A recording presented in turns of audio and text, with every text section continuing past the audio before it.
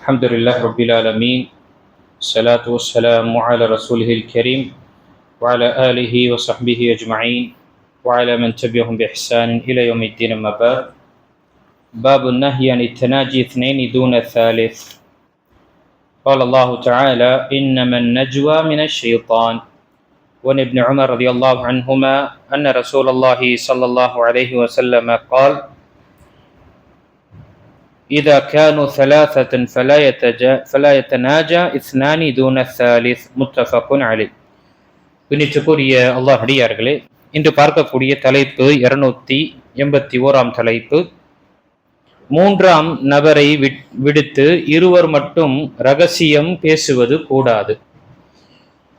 இந்த தலைப்பின் கீழ் வரக்கூடிய விஷயம், ஒரு மூவர் உட்கார்ந்து கொண்டிருக்கின்றார். அப்போ இருவர் மட்டும் ஒரு ரகசியமாக பேசக்கூடிய ஒரு நிலை ஏற்படும் பொழுது மார்க்கம் இதை தடுக்கின்றது. மாறாக மூவரையும் சேர்த்து நாம அந்த விஷயத்தில் சேர்த்து கொள்ள வேண்டும். இல்லை தனிப்பட்ட முறையில் நாம பேசக்கூடியவர்களாக இருக்கும் பொழுது ஒன்று அவரிடம் அனுமதி கேட்க வேண்டும், இல்லை என்றால் இன்னொரு நபரை சேர்த்து அவருடன் பேசக்கூடிய ஒரு விஷயத்தை அமைத்துவிட்டு அதற்கு பிறகு பேசுவது அனுமதிக்கப்பட்டது. இல்லை என்றால் பொதுவாக மூவர் சேர்ந்து கொண்டிருக்கும் பொழுது ஒருவரை ஒதுக்கிவிட்டு இருவர் மட்டும் அந்த அமர்வில் ரகசியமாக பேசிக்கொள்வது என்பது மார்க்கம் தடுத்திருக்கின்றது. இது தடுக்கப்பட்ட விஷயம். அதில் சூரத்துல் முஜாதிலாவுடைய 10வது வசனத்தில் அல்லாஹு தஆலா சொல்லும் பொழுது, இன்னமன் நஜ்வா மினஷ் ஷைத்தான், நிச்சயமாக ரகசியமாக பேசிக்கொள்வது என்பது இது ஷைத்தானுடைய தரப்பிலிருந்து வரக்கூடியதாக இருக்கு. இதனால என்ன ஆகும் என்றால், லியஹ்ஸுனல் லதீன ஆமனு வலைஸ பிதார்ரிஹிம் ஷைஆ இல்லா பிஇذنில்லாஹ், இது முஃமின்களுக்கு நோயினை தரக்கூடியதாக இருக்கு, சிரமத்தை ஏற்படுத்தக்கூடியதாக இருக்கின்றது, மன உளைச்சலை ஏற்படுத்தக்கூடியதாக இருக்கின்றது. வலைஸ பிதார்ரிஹிம் இல்லா பிஇذنில்லாஹ், அவர்களுக்கு முஃமின்களுக்கு இவர்கள் ரகசியமாக பேசுவதனால் எந்த ஒரு பாதிப்பும் அல்லாஹுடைய நாட்டமில்லாமல் ஏற்படாது என்று அல்லாஹ் திருமறை வசனத்தில் கூறுகிறார். இந்த வசனம் இறக்கப்பட்ட காரணம் என்னென்றால், முனாஃபிகீன்கள், நயவஞ்சகர்கள் இருவர்கள் அவர்கள் சேரும் பொழுது பேசிக்கொள்வார்கள். அந்த நேரத்தில் மூன்றாவதாக ஒரு முஃமின், ஒரு முஸ்லிம் இருக்கும் பொழுது அவர்களை விட்டு இவர் ரகசியமாக பேசிக்கொள்ளும் பொழுது முஸ்லிமாக இருக்கக்கூடியவருக்கு ஒரு மனசு நெருடல் ஏற்படுகின்றது. என்னை பற்றியோ அல்லது நம்மை பற்றி ஏதோ பேசுகின்றார்களே ரகசியமாக என்று.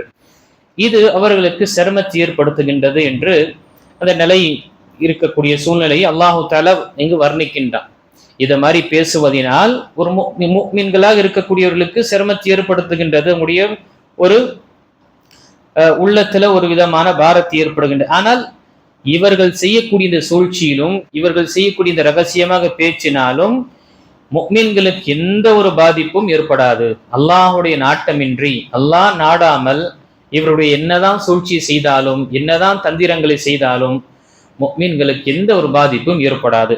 இப்போ பொதுவாகவே ரகசியமாக நாம மூவராக இருக்கின்றோம் என்றால் இருவர் மட்டும் பேசிக்கொள்வது மார்க்கம் தடுத்திருக்கின்றது. அதனால்தான் புகாரில் வரக்கூடிய மற்றும் முஸ்லிம் வரக்கூடிய ஹதீஸ் அப்துல்லா பின் உமர் ரலியல்லாஹு அவர்கள் அறிவிக்கின்றார்கள், நபிகள் நாயகம் ஸல்லல்லாஹு அலைஹி வஸல்லம் கூறினார்கள்,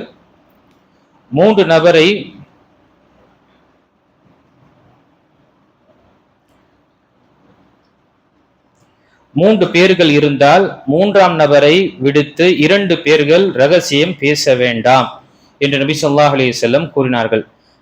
இன்னொரு ஹதீஸில் வரக்கூடிய வார்த்தையை பார்க்கும் பொழுது, 4 பேர் இருந்தால் பேசலாமா என்று வரும் பொழுது என்று இப்னு உமர் ரலியல்லாஹு அவரிடம் கேட்டேன், அது உனக்கு இடைஞ்சல் தராது என்று இப்னு உமர் ரலியல்லாஹு அவர்கள் பதிலளித்து கூறினார்கள்.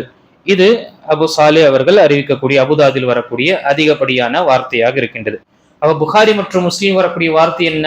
மூவர் இருக்கின்றார் என்றால் அவர்கள் சேர்ந்து பேசிக்கொள்ள வேண்டும், இல்லை என்றால் அவரை நாம அவரிடம் அனுமதி கேட்க வேண்டும். ஏன்னா சில நேரத்தில் ரகசியமாக பேசும் பொழுது மூவர் என்னை பற்றி தான் ஏதோ பேசுறாங்க, என்னை பற்றி ஏதோ விமர்சனம் செய்கின்றார்கள் என்று அந்த மனசு அவருக்கு புண்படும்.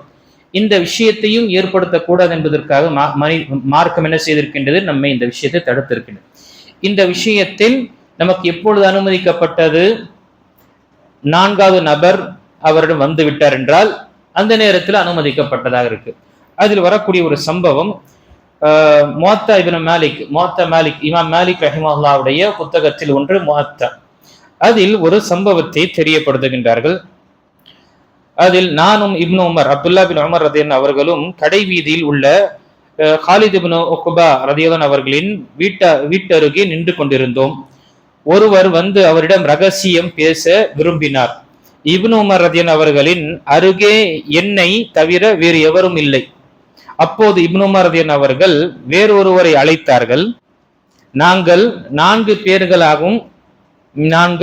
பேர்களானோம்.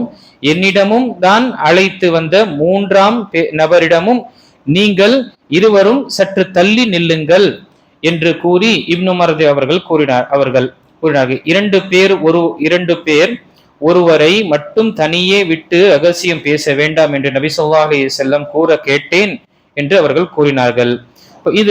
இந்த விஷயத்திலும் என்ன ஆகின்றது, மூவர் இருக்கிறாங்க, தனிப்பட்ட ஒரு விஷயம் பேச வேண்டும் என்றால் அவரை தள்ளி வைப்பதை விட இன்னொருவரை சேர்த்து விட்டு அவர்கள் கொஞ்சம் அவங்க பேசிட்டு இருங்க, நாங்க இங்க கொஞ்சம் பேசிக்கிறோம் என்று சொல்வது என்ன, இது அனுமதிக்கப்பட்டதாக இருக்கின்றது. ஏன்னா அப்துல்லா பின் உமர் ரலியல்லாஹு அன்ஹு அவர்கள் அந்த மூன்றாம் நபரை இருக்கக்கூடிய விஷயத்துல இவர் வந்து தனியாக பேச விரும்பும் பொழுது இன்னொருவரை அழைத்து நீங்க ரெண்டு பேரும் கொஞ்சம் தள்ளி பேசிட்டு இருங்க, நாங்க முடிச்சுட்டு வந்துடுறோம் என்று அங்கு தெரியப்படுத்தினார்கள். இப்போ இந்த மாதிரி விஷயத்தில் இது ஒன்று. இரண்டாவது நிலை, அவருக்கு அனுமதி கேட்டோம் என்றால், ரெண்டு பேர் கொஞ்சம் அவருடைய பர்சனல் விஷயம் ஏதோ கேட்கிறாங்க. சில நேரத்தில் நாம் பார்க்கிறோம், ஒரு கூட்டத்தில் உட்கார்ந்து இருக்கும் பொழுது ஏதாவது கேள்வி பதில் என்று இருக்கும் பொழுது ஒரு அறிஞரிடமோ அல்லது ஒரு மாணவரிடமோ, படித்த மாணவரிடம் கேட்கும் பொழுது என்ன ஆகின்றது, நம்ம தனிப்பட்ட நம்முடைய பர்சனல் லைஃபுடைய சில இஷ்யூஸ் வந்து அதனுடைய தீர்வை காண்பதற்காக நாம் முயற்சி செய்கிறோம். அதை வேற யாரும் அறிந்து விடக்கூடாது என்பதற்காக தனிமையில் பேசி கொண்டிருக்கும் பொழுது ஒரு சகோதரர் என்ன செய்கின்றார், வந்து உட்காருகின்றார். எந்த அடிப்படையில, சரி மார்க்கத்துடைய ஏதோ ஒரு தீர்வு சொல்லப்படுகின்றது என்ற ஒரு ஆர்வத்துல வந்து உட்காருகின்றார்.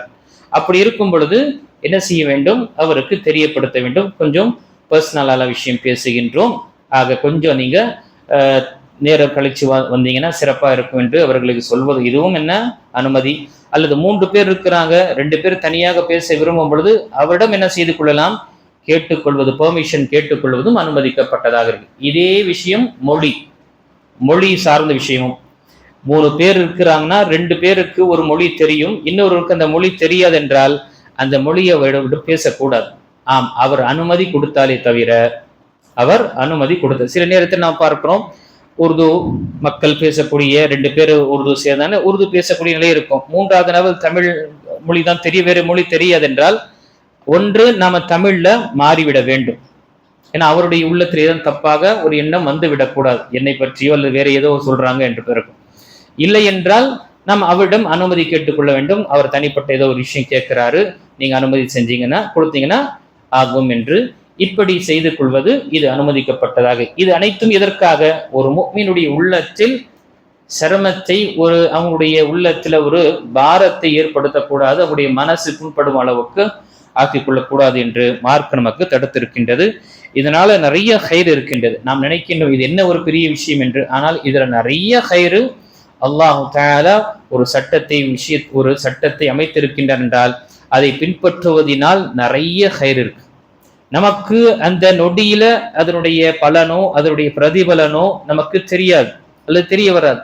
ஆனால் அல்லாஹுடைய தூதர் ஸல்லல்லாஹு அலைஹி வஸல்லமும் அல்லாஹு தஆலாவும் நமக்கு காண்டி தந்த இந்த வழிமுறையை பின்பற்றும் பொழுது கண்டிப்பாக எண்ணற்ற விஷயங்கள், எண்ணற்ற சந்தேகங்கள், எண்ணற்ற மன உளைச்சலிலிருந்து மனிதன் என்ன செய்கின்றான், அவன் தன்னை பாதுகாத்துக் கொள்கின்றான். இதை நாம பேண வேண்டும். இன்ஷா அல்லாஹ் வரக்கூடிய அமர்வில் மீதமுள்ள தலைப்பின் கீழ் ஹதீசுகளை நாம் பார்க்கலாம். அல்லாஹு தஆலா சொல்லக்கூடியவனுக்கும் கேட்கக்கூடிய அனைவர்களுக்கும் இந்த சொல்லப்படக்கூடிய தடை செய்யப்பட்ட விஷயங்களை நம்முடைய வாழ்க்கையில் இது மாதிரி வரும் பொழுது இதிலிருந்து நாம முற்றிலுமாக தடுத்துக் கொள்வதற்காக நாம் முயற்சி செய்ய வேண்டும். அல்லாஹு தஆலா நம் அனைவர்களுக்கும் அப்படிப்பட்ட பாக்கியத்தை எப்பொழுதுமே கொடுத்தருள்வானாக. ஆமீன்.